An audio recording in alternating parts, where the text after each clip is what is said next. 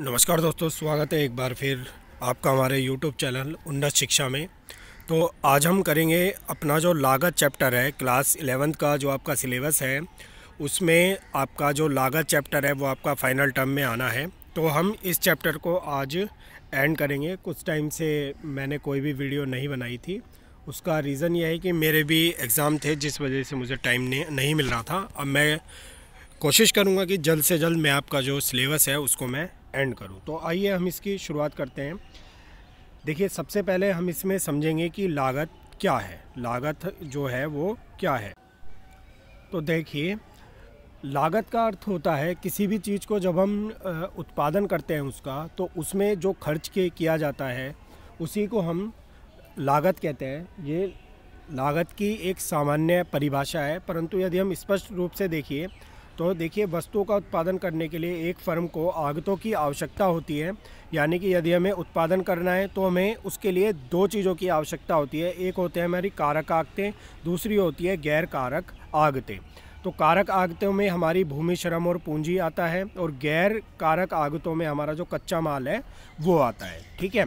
तो लागत से अभिप्राय एक उत्पादक द्वारा एक वस्तु की निर्दिष्ट मात्रा का उत्पादन करने के लिए कारक तथा गैर कारक पर किए जाने वाले खर्च से। यानी कि एक उत्पादक द्वारा वस्तुओं का उत्पादन करने के लिए जो कारक और गैर कारक आगतों पर खर्च किया जाता है उसी को क्या कहा जाता है, लागत कहा जाता है। देखिए, अब लागत की हम यहाँ पे बात कर रहे हैं तो आपको इसमें स्पष्ट और निहित लागत, दो प्रकार की लागतें भी दी गई है। ठीक है। तो देखिए, जब भी हम आगतों को खरीदते हैं तो कुछ आगत ऐसी होती है जो हम बाज़ार से नहीं खरीद सकते।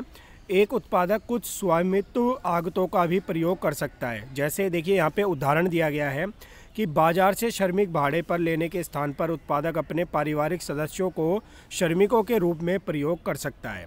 इसका अर्थ क्या है? देखिए, यदि हमें अपने व्यापार में मजदूर लगाने हैं तो कुछ उत्पादक ऐसे होते हैं जो बाहर के श्रमिकों को लेने के लिए जगह अपने घर के सदस्यों को ही उसमें इन्वॉल्व कर देते हैं।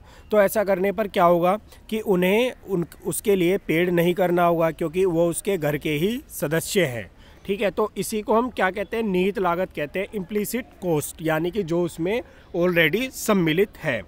आगे देखिए, इसी प्रकार एक उत्पादक को भूमि को भाड़े पर लेने के स्थान पर स्वयं की भूमि का प्रयोग कर सकता है।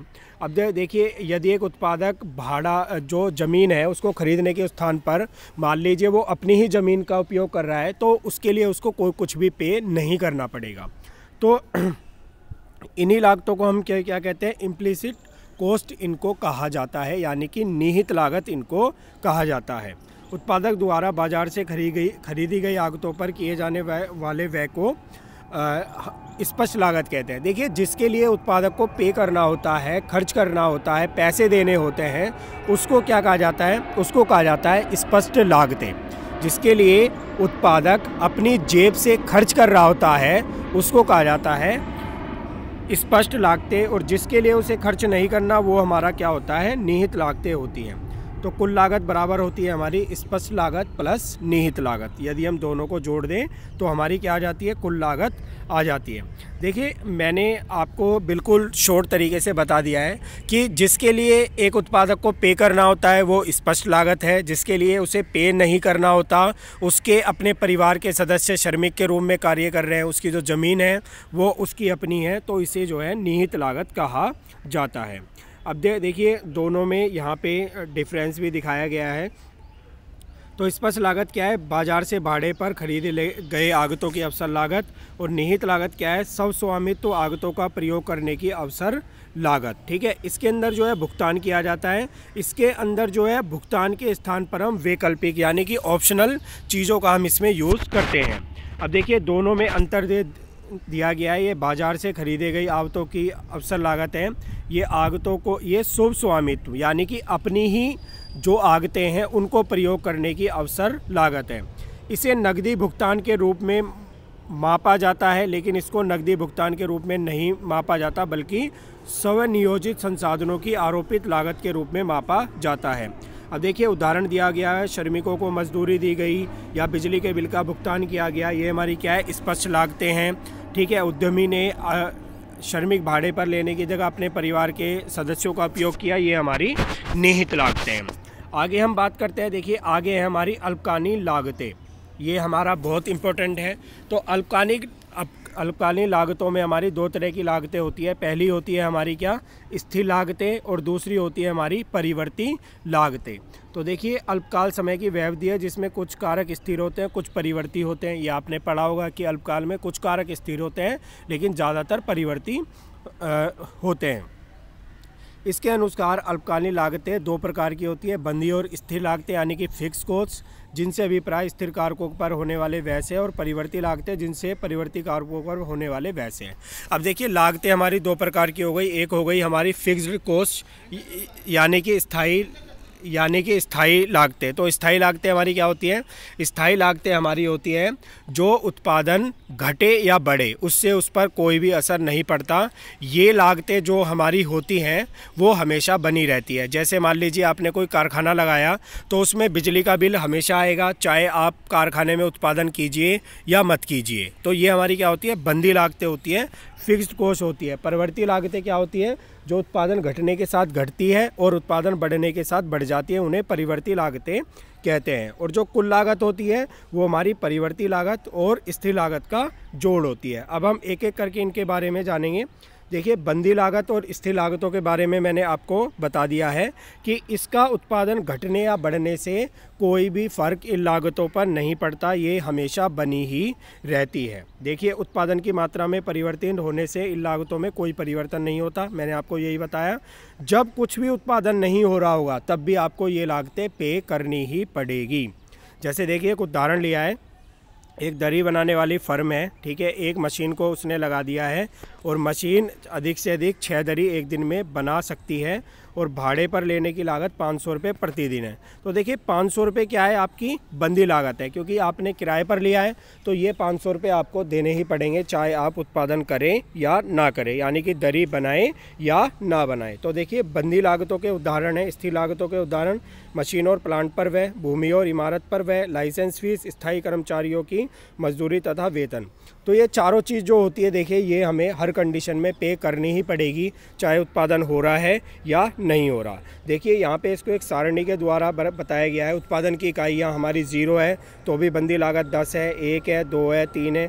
उत्पादन बढ़ रहा है लेकिन बंदी लागत हमारी क्या होती है, फिक्स होती है। उत्पादन घट रहा है लेकिन बंदी लागतें हमारी क्या है, फिक्स है। तो बंदी लागतें, स्थिर लागतें हमारी वही होती है जो हमेशा फिक्स होती है, जिसमें कोई भी चेंज हमारा नहीं होता है। अब देखिए इसका डायग्राम दिखाया गया है। यहाँ पे हमारी टोटल फिक्स कॉस्ट है यानी कि कुल स्थायी लागत है, और यहाँ पर हमारा उत्पादन है, आउटपुट है। तो देखिए उत्पादन बढ़ता जा रहा है, ठीक है, लेकिन जो बंदी लागत है वो एक ही जगह पर स्थिर है, यानी कि 10 रुपये ही बंदी लागत बनी हुई है। ये मैंने आपको सारणी के द्वारा भी समझाया था। तो आपको बंदी लागत अब समझने में आ गया होगा। अब इसमें क्वेश्चन आपसे पूछा जा सकता है कि जो बंदी लागत कर्व है वो कैसा होता है, कुल स्थिर लागत वक्र जो है वो कैसा होता है। तो वो हमारा जो है एक्स अक्ष के समांतर होता है। कुल स्थिर लागत वक्र जो होता है वो हमारा क्या होता है, एक्स अक्ष के समांतर वो हमारा होता है, ठीक है। इसके बाद आती है आपकी परिवर्ती लागतें यानी कि वेरिएबल कॉस्ट। तो देखिए परिवर्ती लागतें क्या होती है, परिवर्ती लागतें हमारी होती हैं जब उत्पादन बढ़ता है तो ये बढ़ जाती है और जब उत्पादन घटता है तो ये घट जाती है, यानी कि उत्पादन के स्तर के अनुसार घटती बढ़ती रहती है। लेकिन बंदी लागतें जो हमारी होती है वो हमारी क्या होती है, फिक्स रहती है, चाहे उत्पादन ना भी हो तो भी वो हमें पे करनी ही पड़ेगी। तो देखिए परिवर्ती लागतों से अभिप्राय उत्पादक द्वारा उत्पादन के परिवर्ती कार्यों के प्रयोग पर किए जाने वाले व्यय से। देखिए उत्पादन जैसे जैसे उत्पादन बढ़ता है लागतें बढ़ती जाती है, जैसे जैसे उत्पादन कम होता है लागतें कम होती जाती है। उत्पादन शून्य होता है तो लागतें भी शून्य हो जाती हैं।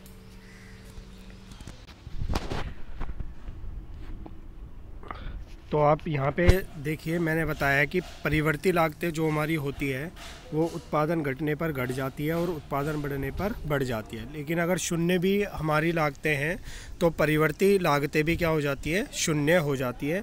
और इन लागतों को प्रमुख लागतें या प्रत्यक्ष लागतें भी कहा जाता है। आगे चलिए, आगे हमारा यहाँ पे दिया है परिवर्ती लागतों के मुख्य घटक। देखिए, कच्चे माल की लागत, बिजली बिल पर खर्च, स्थायी कर्मचारियों की मजदूरी, टूट फूट का खर्च। अब देखिए, ये जो चारों चीज़ें यहाँ पे दिखाई गई है, ये चारों की चारों ऐसी है, जब उत्पादन बढ़ेगा तो ये बढ़ेगी और उत्पादन घटेगा तो घटेगी, और उत्पादन यदि हमारा शून्य हो जाएगा तो ये भी हमारी शून्य हो जाएगी। आगे देखिए, इसको सारणी के माध्यम से बताया गया है कुल परिवर्ती लागत को, टोटल वेरिएबल कॉस्ट को। तो देखिए, जब उत्पादन की इकाइयाँ बढ़ रही है 0 से 1, 2, 3, 4 इस तरीके से बढ़ रही है, तो परिवर्ती लागत भी हमारी क्या होती जाती है, ये बढ़ती जाती है। और जब हमारा उत्पादन कम होता जा रहा है तो परिवर्ती लागत भी हमारी कम होती जा रही है।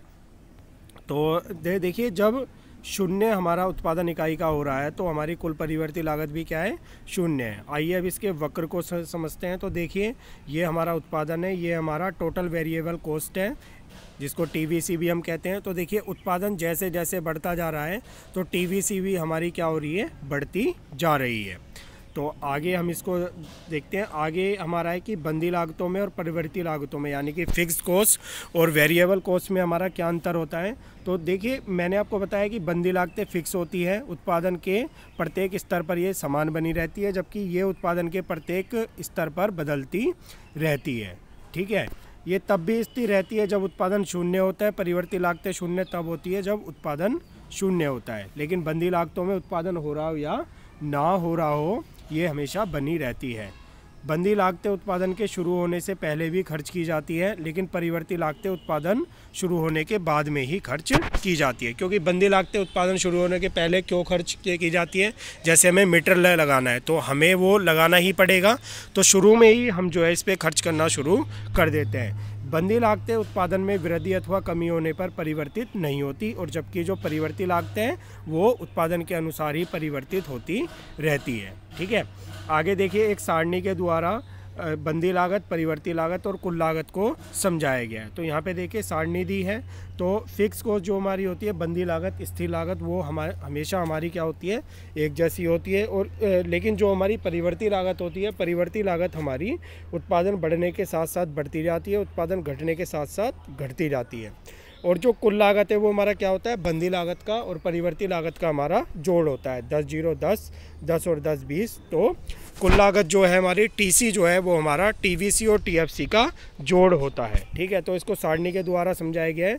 अब यहाँ पे इसका वक्र आप देखिए, जो हमारा टीएफसी है वो हमेशा क्या है, समान बना रहेगा। सारणी में हमने समझा था कि कुल बंदी लागत 10 है, तो वो हमेशा 10 ही बनी रहेगी। लेकिन जो टीवीसी है वो कर्व हमारा कहाँ से शुरू होता है, 0 से शुरू होता है। इसका कारण क्या होता है कि जब उत्पादन शून्य होता है तो टीवीसी शून्य होती है, और जैसे जैसे उत्पादन हमारा बढ़ता जाता है वैसे वैसे हमारी टीवीसी बढ़ती जाती है। जो टीसी कर्व है, कुल लागत कर्व है, वो हमारा 10 से शुरू हो रहा है। ये 10 से क्यों शुरू हो रहा है, शून्य से क्यों शुरू नहीं हो रहा, क्योंकि शून्य उत्पादन पर कुल लागत और कुल स्थिर लागत दोनों एक दूसरे के बराबर होती है। यानी कि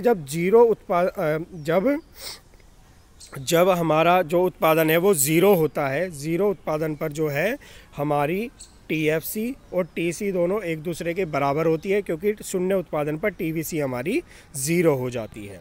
चलिए आगे हम बात करते हैं। देखिए, यहाँ पे बताया गया है टीएफसी उत्पादन के सभी स्तरों पर समान है, टीवीसी उत्पादन बढ़ने के साथ बढ़ती है। मैंने आपको बताया टीसी वक्र टीवीसी वक्र के समांतर है। इससे तो देखिए क्या कहना चाह रहा है, ये कहना चाह रहा है कि टीसी और टीवीसी का जो अंतर है वो हमारा क्या होता है, टीएफसी है। और ये हमेशा क्या बन रहा है, समान है, समान अंतर है इसमें हमेशा, क्योंकि जो टीएफसी है वो टीसी और टीवीसी का अंतर है, और टीएफसी हमारी हमेशा क्या होती है, समान होता है, चाहे उत्पादन घटता रहे या बढ़ता रहे।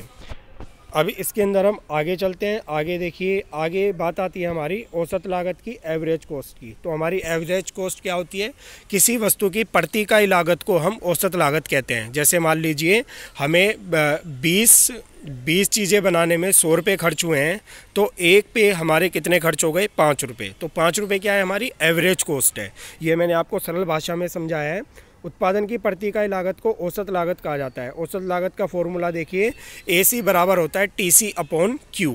AC बराबर क्या होता है, TC/Q, यानी कुल लागत को यदि हम उत्पादन की इकाइयों से भाग कर देंगे तो हमारे पास में औसत लागत आ जाएगी। जैसे मैंने 100 को 20 से डिवाइड किया तो मेरे पास में 5 आ गया था। ठीक है। जैसे देखिए 6 इकाई उत्पादन करने पर कुल लागत 48 है, तो 1 इकाई की लागत क्या हो गई, 8 रुपये हो गई। औसत लागत किसी वस्तु को उत्पादित करने की प्रति इकाई लागत है, इससे उत्पादन की प्रति इकाई लागत भी कहा जाता है। ये मैंने आपको बता दिया है। अब देखिए यहाँ पे कुल लागत और औसत लागत में क्या संबंध है, कैसे इनको हम निकालते हैं। तो देखिए यदि हमें कुल लागत दी हुई है, उत्पादन की इकाइयाँ दी हुई है, तो हम कुल लागत को जब उत्पादन की इकाइयों से भाग कर देंगे, यानी कि TC अपॉन अगर हम Q कर देंगे तो हमारे पास क्या आ जाएगी, औसत लागत आ जाएगी। देखिए 10 को जब हम 0 से डिवाइड करेंगे तो हमारे पास क्या आ जाता है, इन्फिनिटी आ जाता है, जिसको डिफाइन नहीं किया जा सकता। 28 को 2 से डिवाइड करेंगे 14, 34 को 3 से डिवाइड करेंगे 11.3। इस तरीके से हम औसत लागत को निकाल सकते हैं। आगे हमारा औसत लागत बराबर किसकी होती है, औसत लागत बराबर होती है हमारी AFC प्लस AVC, यानी कि औसत स्थिर लागत प्लस औसत परिवर्ती लागत।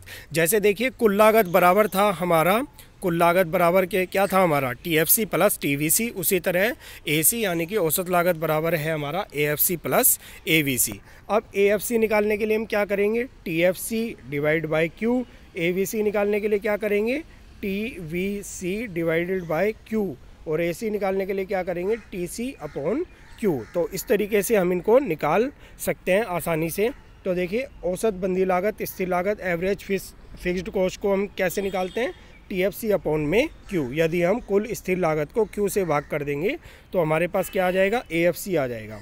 देखिए यहाँ पे हमें कुल बंदी लागत दी गई है, TFC दी गई है, और यहाँ पे हमें उत्पादन इकाइयाँ दी गई है। तो हम कुल बंदी लागत को जब उत्पादन से भाग कर देंगे तो हमारे पास क्या आ जाएगा, औसत बंदी लागत आ जाएगी। औसत बंदी लागत हमारे पास आ जाएगी, एवरेज फिक्स कॉस्ट हमारे पास आ जाएगी।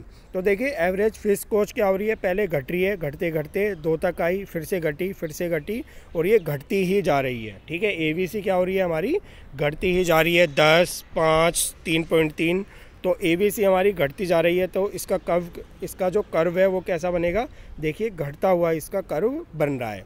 और देखिए ऐसी जो शेप होती है, मैथ्स में आपने 11th क्लास में पढ़ा होगा, 11th या 12th में हाइपरबोला होता है, ये उस टाइप की शेप हमारी बन गई है। तो AFC कर्व जो होता है हमारा, वो हमारा क्या होता है, रेक्टेंगुलर हाइपरबोला होता है, रेक्टेंगुलर हाइपरबोला। यदि आपसे पूछा जाए कि रेक्टेंगुलर हाइपरबोला कौन सा कर्व होता है, तो वो हमारा AFC होता है।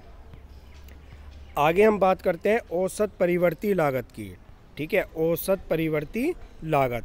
तो देखिए औसत परिवर्ती लागत कैसे निकालेंगे, TVC अपॉन में Q। औसत परिवर्ती लागत उत्पादन की प्रति इकाई परिवर्ती लागत है। सभी को हमें ऐसे ही निकालना है। यदि हमें AC निकालना है तो TC अपॉन Q, AFC निकालना है TFC अपॉन Q, AVC निकालना है TVC अपॉन Q। तो ये हम इस तरीके से निकाल सकते हैं। इसको हम सारणी के द्वारा समझते हैं। तो देखिए सारणी हमारी ये है, ये हमें यहाँ पे क्या दिया हुआ है, ये हमें TVC दिया हुआ है और ये हमें उत्पादन दिया हुआ है Q। तो हम इसको इससे भाग करते जा रहे हैं। 10 को 1 से भाग किया 10, 18 को भाग किया 2 से 9। तो अब हमारी AVC देखिए क्या हो रही है। AVC यदि आप ध्यान से देखेंगे तो AVC पहले हमारी घट रही है, घटते घटते 6.3 तक आई और उसके बाद उसने बढ़ना शुरू कर दिया। तो इसका मतलब इसका जो कर्व बनेगा वो कुछ इस तरह का बन जाएगा, क्योंकि पहले घट रही है उसके बाद बढ़ना शुरू हो रही है। तो आइए हम इसका कर्व देखते हैं। इसका जो कर्व है वो देखिए ये बना हुआ है। पहले हमारी जो AVC है वो घट रही है, घटते घटते यहाँ तक आई और उसके बाद इसने बढ़ना शुरू कर दिया है। तो देखिए यदि हमारे एग्ज़ाम में इसको एक्सप्लेन करने के लिए आएगा तो आप आसानी से सारणी और कर्व के द्वारा एक्सप्लेन कर सकते हैं कि जो हमारी AVC जो है हमारी पहले घटती है, फिर घटती है, उसके बाद में बढ़ना शुरू होती है। इसलिए जो हमारा AVC कर्व होता है वो हमारा U आकार का होता है। तो देखिए यहाँ पे औसत परिवर्ती लागत वक्र U आकार का होना परिवर्ती अनुपात के नियम के कारण होता है। किसी वस्तु के उत्पादन की प्रारंभिक अवस्था में औसत परिवर्ती लागत कम होती है, इसके बाद बढ़ने लगती है। तो इसका मतलब क्या है, देखिए इसका मतलब यह है कि जब हम शुरू में उत्पादन करना शुरू करते हैं तब तो हमारी औसत परिवर्ती लागत घटती है, लेकिन उसके बाद में वो बढ़ना शुरू हो जाती है। ठीक है, आगे हमारा औसत लागत, औसत बंदी लागत और औसत परिवर्ती लागत का जोड़ है।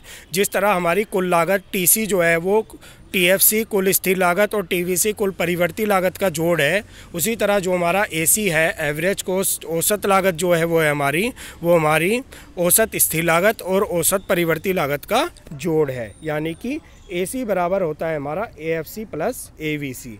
तो देखिए इन कर्व को आप यहाँ पे देखेंगे, ये हमारा AC है, ये भी यू आकार का होता है, ठीक है। AVC है, ये भी हमारा यू आकार का होता है, लेकिन जो AFC है ये हमारा रेक्टेंगुलर हाइपरबोला होता है। क्या होता है? रेक्टेंगुलर हाइपरबोला, ये हमारा कर्व होता है।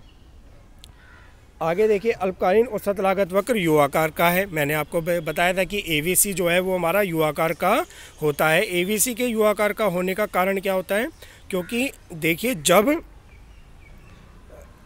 AC में गिरने की प्रवृत्ति होती है, जब कारक के बढ़ते प्रतिफल होते हैं, ठीक है।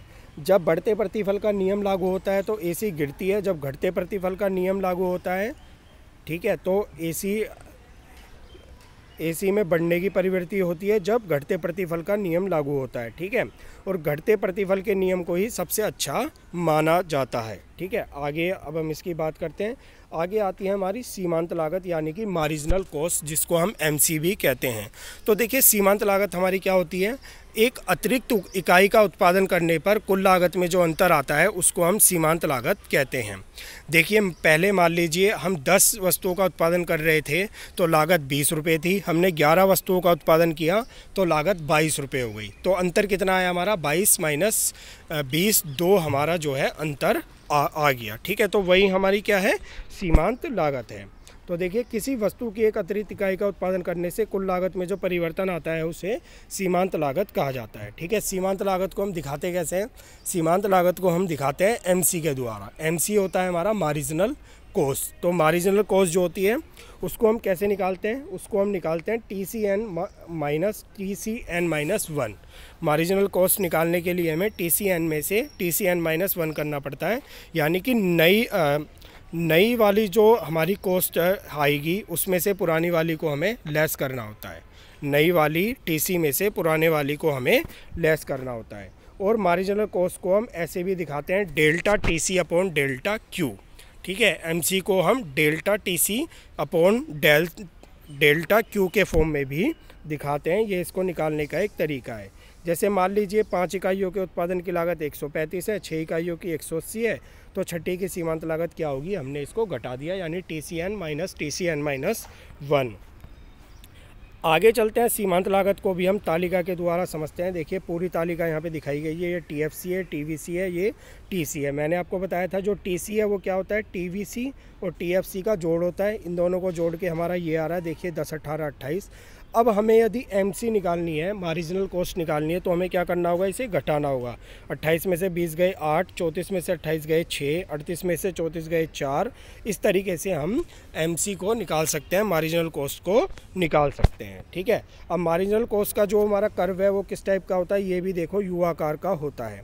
लेकिन क्यों यू आकार का हो रहा है? यहाँ देखिए जो हमारी MC है वो घट रही है, घटने के बाद स्थिर हो जाती है 4 पे आके स्थिर हो गई है, और उसके बाद फिर से ये बढ़ना स्टार्ट कर देती है। तो पहले घट रही है MC, उसके बाद स्थिर हो रही है, और स्थिर होने के बाद में वो बढ़ना शुरू कर रही है। इसलिए हमारा जो मार्जिनल कर्व है, मार्जिनल कॉस्ट कर्व है, वो भी हमारा क्या हो जाता है? यू आकार का हमारा ये हो जाता है, ठीक है। परिवर्ती अनुपात के नियम के अनुसार प्रारंभ में MC गिरती है, ऐसा MP बढ़ने के कारण होता है जब कारक के बढ़ते प्रतिफल लागू होते हैं। तो जब बढ़ते प्रतिफल का नियम लागू होता है तो MC क्या होती है? गिरती है हमारी, ठीक है। और जब MC बढ़ती है तब ये क्या होता है? घटते प्रतिफल का नियम लागू होता है। तो दोनों एक दूसरे के क्या होते हैं? अपोजिट होते हैं ये हमारा। जैसे MC MP का क्या होता है? व्युत्क्रम होता है, उल्टा होता है, रेसिप्रोकल होता है ये हमारा, ठीक है। अब देखिए सीमांत लागत केवल परिवर्ती लागत है। अब यहाँ पे ये हमारा जो फॉर्मूला दिया है सिग्मा MC बराबर TVC, इसका मतलब होता है यदि हम सीमांत लागत को जोड़ते हैं तो वो TVC के बराबर हमारी आ जाती है, ठीक है। TVC के बराबर आ जाती है यदि हम सीमांत लागत को जोड़ते हैं तो देखिए ये जो हमारा MC कर्व होता है इसके नीचे वाला हिस्सा हमारा क्या होता है? ये हमारा TVC होता है। MC कर्व के जो नीचे का हिस्सा होता है ये हमारा क्या होता है? TVC होता है, टोटल वेरिएबल कॉस्ट होते। देखिए आप यहाँ पे भी दिखाया गया है 10 में 8 जोड़ा 18, 18 में 6 जोड़ा 24। तो सिग्मा MC बराबर हमारा क्या हो जाता है? TVC हो जाता है। TVC हमारा हो जाता है सिग्मा MC इक्वल टू क्या हो जाता है, TVC हो जाता है। ठीक है, ये फॉर्मूला आपको याद रखना है, इंपॉर्टेंट है, पूछा जा सकता है। ठीक है, तो अभी मैंने आपको बताया कि MCN बराबर क्या होता है, TCN माइनस TCN माइनस 1, क्योंकि जब हमें सीमांत लागत घटानी होती है तो हम नई वाली कुल लागत में से पुरानी वाली कुल लागत को घटा देते हैं। ठीक इसी तरह से MCN बराबर TVCN माइनस TVCN माइनस 1 भी बन जाता है। इसका कारण क्या है, इसका कारण जो मैंने आपको बताया था वही है कि जो हमारा जो TFC है वो तो हमारा कांस्टेंट है, स्थिर है, उसमें कोई भी चेंज हमारा नहीं होता। देखिए इसी फॉर्मूले से निकाला गया है MCN बराबर TCN माइनस TCN माइनस 1। अब ये TFC प्लस TVC के बराबर होता है।